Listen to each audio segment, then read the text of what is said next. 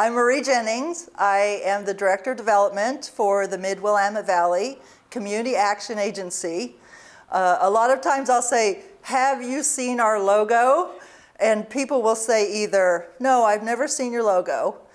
And then the next week they'll come back to me and say, I saw your logo everywhere, I just never noticed it. Or people say, oh yes, I know your logo, that's Arches. So the Mid-Willamette Valley Community Action Agency has a program called Arches Homeless. And a lot of people know us by Arches Homeless Project. But there's many parts to the Community Action Agency. We're so much more than just our parts, right? Our pieces. We have a variety of programs that help people either come out of poverty, keep them from sinking lower into poverty, right? Assisting them in ways that everybody wants us to be helping the individuals that are living as our neighbors in this community.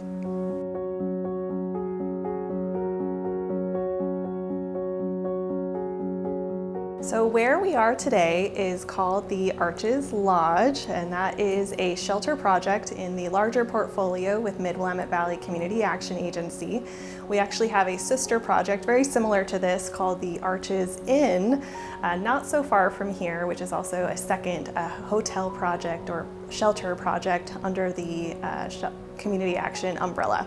So I kind of want to highlight some of the unique features of both the Arches Lodge and the Arches Inn.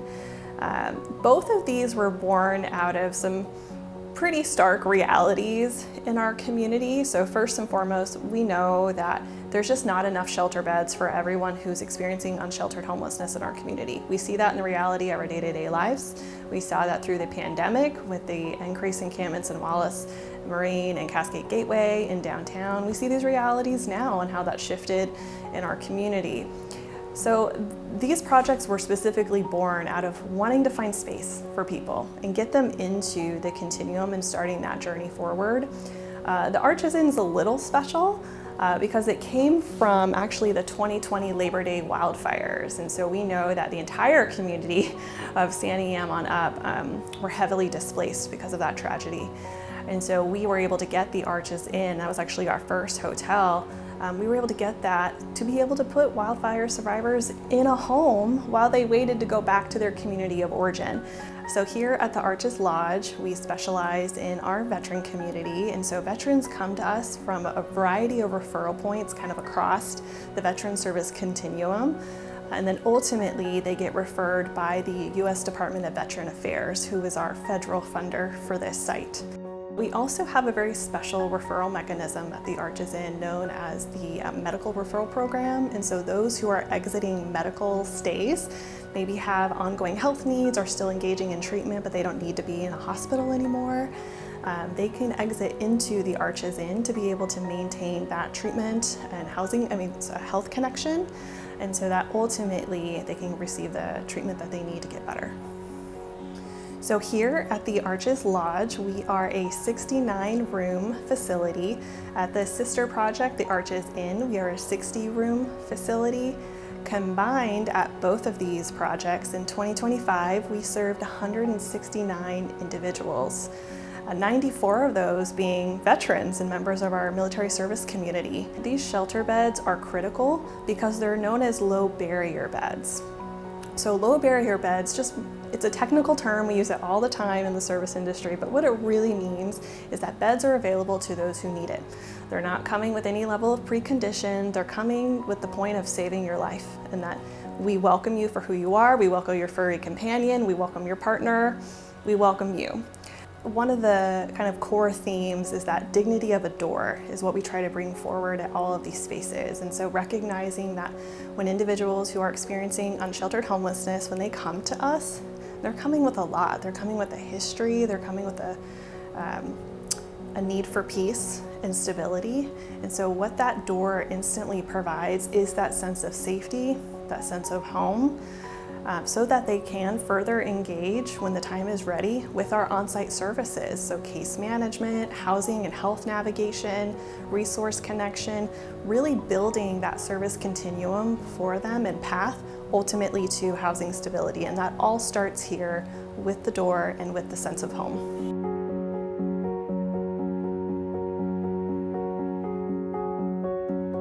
We are the Energy Assistance Program of Mid-Willamette Valley Community Action Agency. We give money to the utilities for the people's accounts.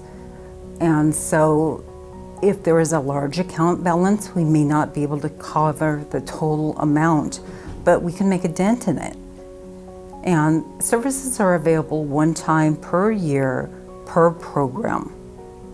Our income guidelines are at 60% of median income. It's pretty much equivalent to 135% of poverty. Applications are available on a monthly basis. We are experiencing a high volume. The number of applications available is approximately 900 to 1,000 a month. We have run out of applications on the second day monthly since November. In program year 2025, we had about 60% of our applicants who were either facing disconnect or just pending. It came to over 3,000 people, households. And 303 of those were actually disconnected.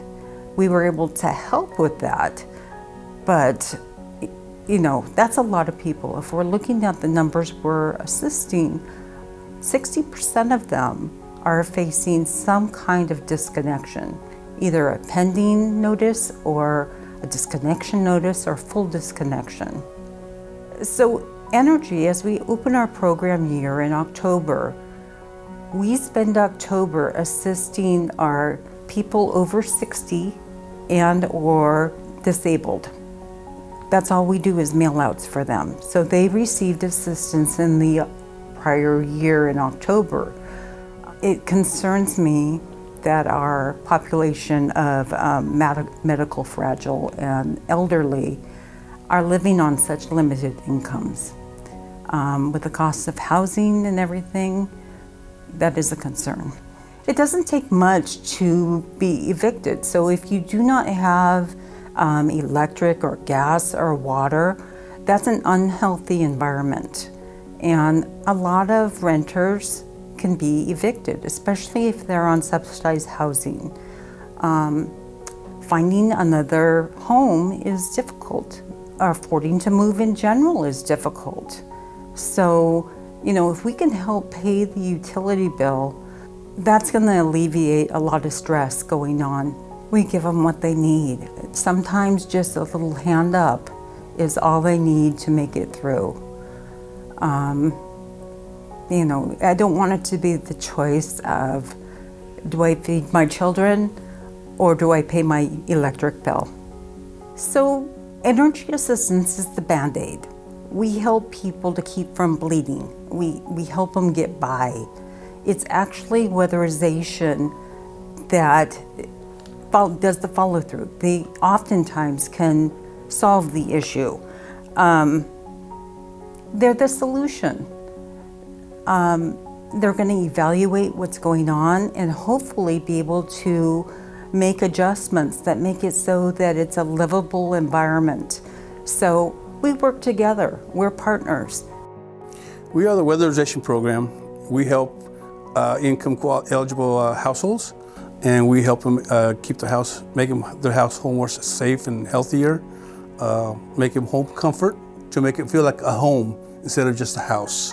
They come in, they apply for the program. If they qualify, we put them on our list to help assist them. And then we send one of our auditors, our certified auditors, to go out and do an assessment of the house. And then they make an assessment of what we can help them with, whether it's insulation, a door replacement, anything to keep the air inside the house, the heat inside and the cool out. And then during the summer, it's in reverse. Keep the cool in, keep the heat out. A lot of it's got to do like air seal. We go in the house and we do the basic air seal. We do caulking around the windows, caulking around any holes around the plumbing penetrations that you have that nobody really sees. Maybe like a cable, they put a cable hole too big so the wire is just going through there, but a lot of air comes through that hole. And people don't realize it until you actually lean up against it, then you can feel the air. We also replace a lot of HVAC systems that are not working properly or that are too old to keep up with the house because of the climate changes. So we do very much of that. We're working on special apartments right now. This apartment complex has 220 units. So you can imagine all these clients that have qualified through the program that are going to get the assistance they're going to get the regular air seal, they're going to get an ASHRAE fan, they're going to get a ductless heat pump installed. And we've also worked with other contractors that have already been doing other work besides us, that have done new siding, they've replaced the windows. So what we're also adding is going to be a big improvement for their energy savings as well.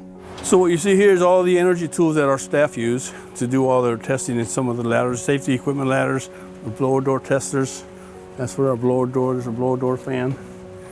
For our duct system testing. And then when they get all their testing done, they come in here and sit in here and do all the paperwork on the computer while they're here. The special thing about this van is we're the only ones in the state that have these vans set up in this organization, the way they're set up, to help us do all the work in the field. All of this is paid through our government funding. Some of it's done through our state. We get funding from our states. Some of it we get from our light heat program. And our ECHO programs also help with all of that also. It helps drastically on their energy savings. We get a lot of letters from our clients that are saying, hey, thank you for saving me so much money. You know, I see a big change on my energy bill, my light bill. This past year we helped 110 households. Currently we're at 37, 38 in the works, and we just keep moving forward.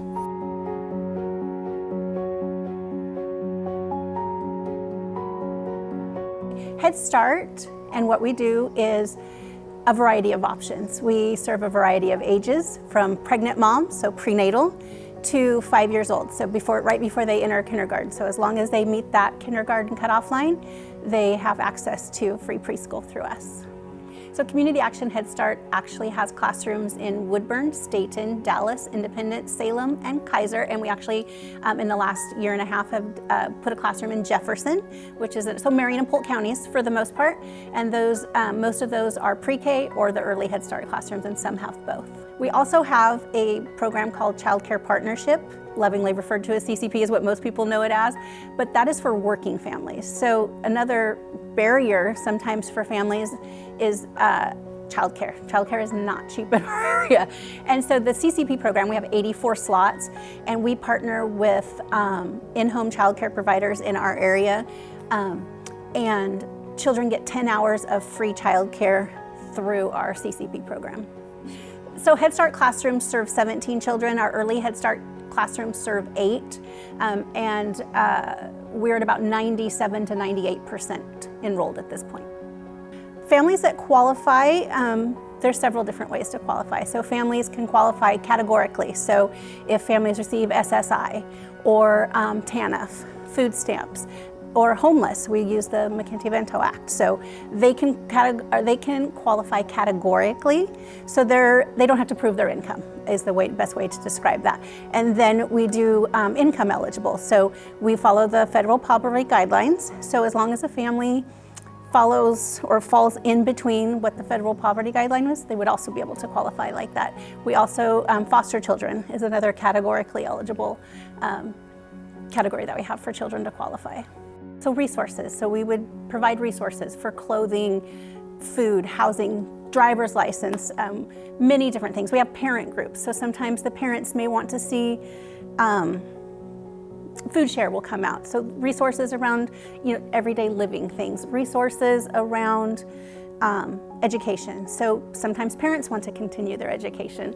So having parents be able to have support from their family educator in their own goals. So they set a family goal as well. So the education side is our teachers setting the goals in the classroom for what the child needs. The family educator will set that goal with the family. So sometimes the family goals connect with the classroom, and sometimes they're more around what the whole family needs. So being able to give those type of services. That's the beauty of Head Start, is meeting people exactly where they're at. Where are the families? What are the needs? What are the needs of the children? So we do a lot of wraparound services. So, it's no secret in our communities, food insecurities, housing insecurities, the need for dentals, physicals. So we do all of those type of services, mental health services. We have a mental health and inclusion and support staff that come in and work with children. So it's a big variety of different services. I think my favorite thing about working with Head Start is seeing the difference that we can make for both children and families. So being able to give the family what they're looking for their children, because every family wants what's best for their child. So I think being able to offer them those supports through parenting classes, through resources, through different things that we offer, is seeing the end result. It is very moving to do what we do. I give kudos to our teachers, really. They're the ones that are coming into the classrooms every day. Sometimes some of them are 5 days a week. We have, like I said, a variety of models. And they're the ones that are in here giving it 110% on the daily basis.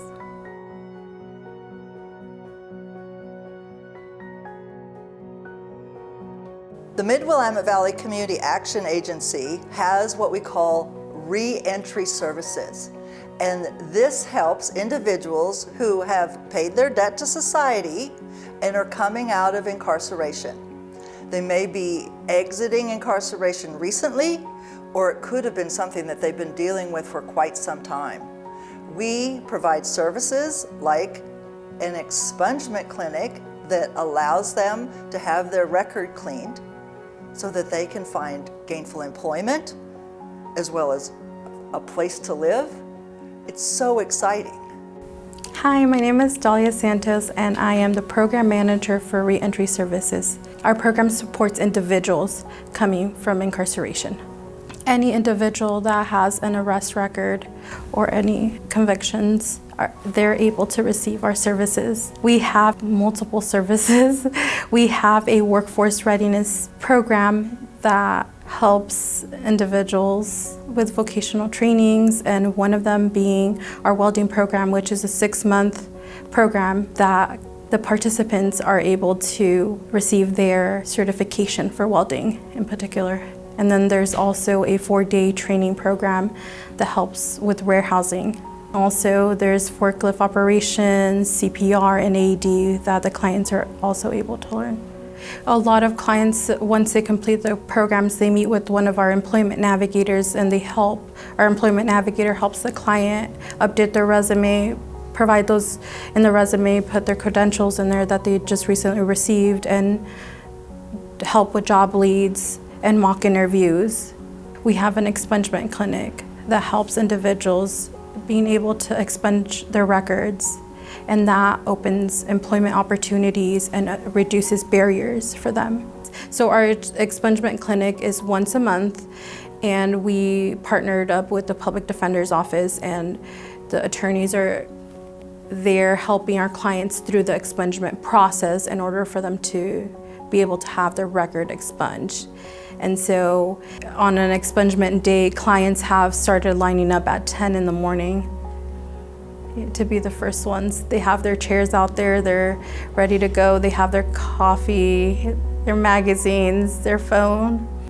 It's a whole full circle moment when the clients come towards the end of the line and they're like, thank you so much for helping me. This will definitely change my life. For a lot of clients, they're able to have custody of their loved one. There was one client in particular that said, I am able to expunge my record now. I'm able to have custody of my nephew. A lot of clients always say they're super grateful for everything that we've provided, our program has. And it's changed their lives by securing employment, being more financially stable, obtaining housing as well.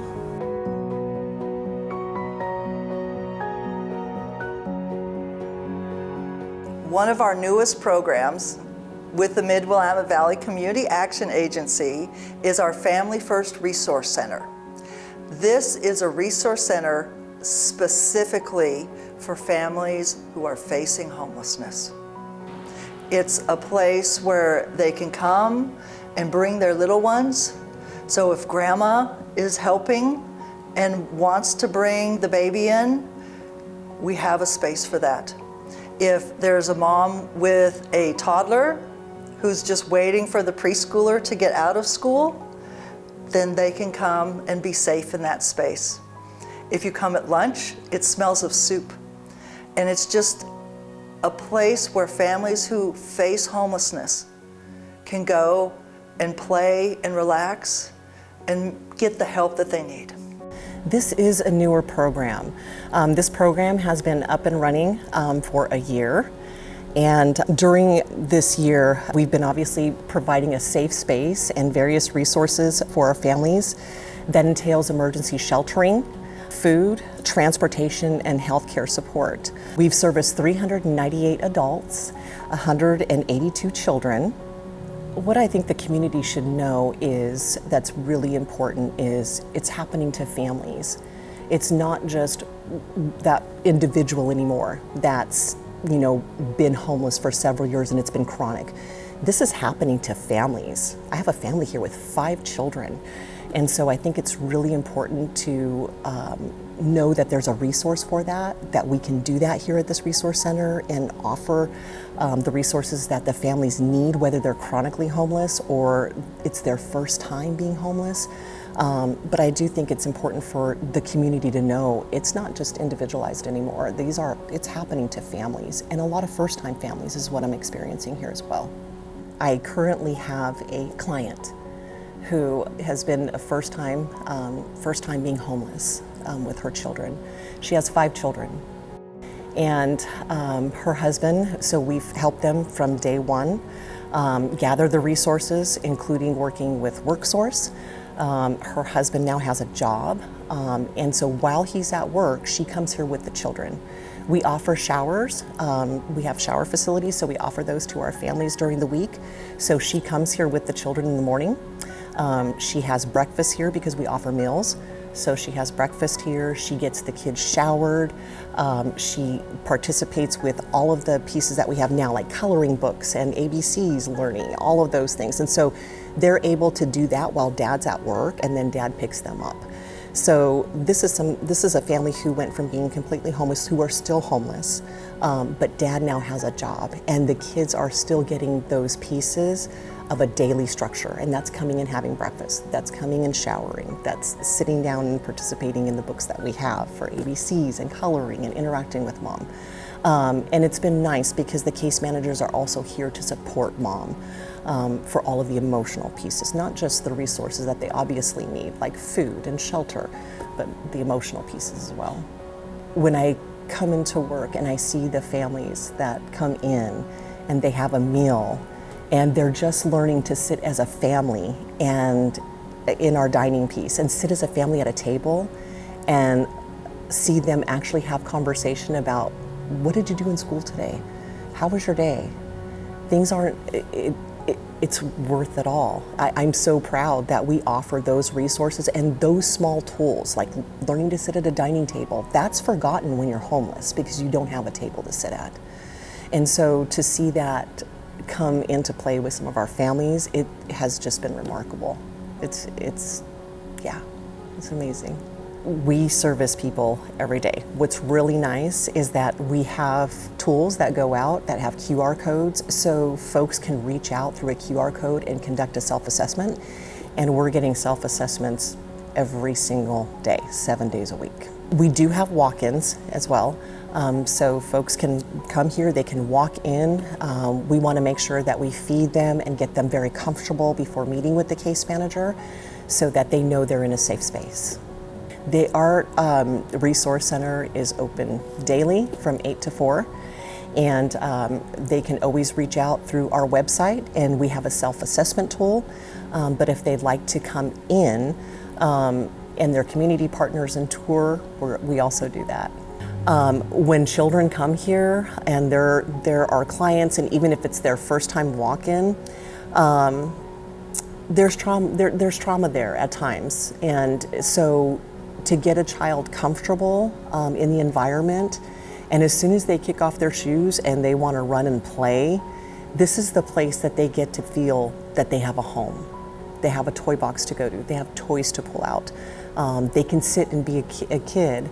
And so It's so nice to watch mom or dad or grandparents sitting here and watching them interact with other children on the floor and playing. And that just brings light to my staff and I through the day, to just the more children we hear playing and yelling and screaming, they're able to be a kid here. They feel safe. They're in a safe space and they feel safe. And that makes us feel so proud that we are doing what we need to do for our families who are homeless in the community. The Mid-Willamette Valley Community Action Agency is an organization that respects people for their infinite worth. We help clients who are at risk of poverty and facing poverty. We actually were grown out of the war on poverty put forward by President Johnson back in the late 60s. So we were formed locally here. We serve both Marion and Polk County. We have many traditional community action agency programs like Head Start or homeless services, weatherization and energy, child care, resource and referral for helping people that have in-home daycares.